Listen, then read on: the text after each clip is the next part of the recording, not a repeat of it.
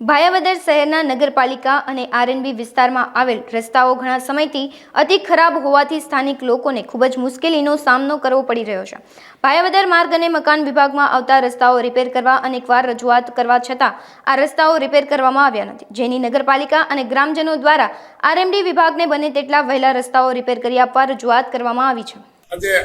જે રસ્તાની વાત છે કે ભાયાવદરમાં અત્યંત રસ્તા ખરાબ છે, તે બંને રસ્તા આરએનબી વિભાગના છે, આરએનબી હસ્તકના રસ્તા આવે છે। ત્યારે આજે આરએનબી વિભાગ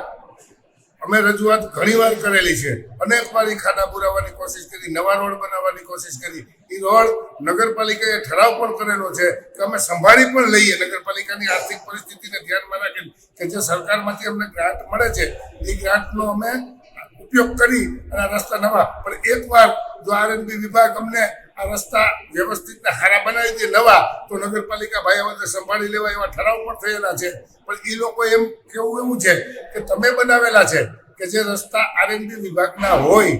નગરપાલિકાને જે સરકારની ગ્રાન્ટ મળે છે તે ગ્રાન્ટ નગરપાલિકા માત્ર ને માત્ર નિયમ અનુસાર નગરપાલિકાની માલિકીના રોડ રસ્તાના વાપરી શકે છે, અન્ય વિભાગમાં પૈસા વાપરી નથી શકતા। પણ આગળની બોડીએ આ કામ પૂર્વ મંજૂરી વગર અને એની અંદર 1.5 થી 2 કરોડ રૂપિયા એને ભાયાવદર નગરપાલિકા વિસ્તારમાં જે રોડ રસ્તાઓ, અમુક રસ્તાઓ જર્જરિત થઈ ગયેલા છે, ખાડાઓ છે,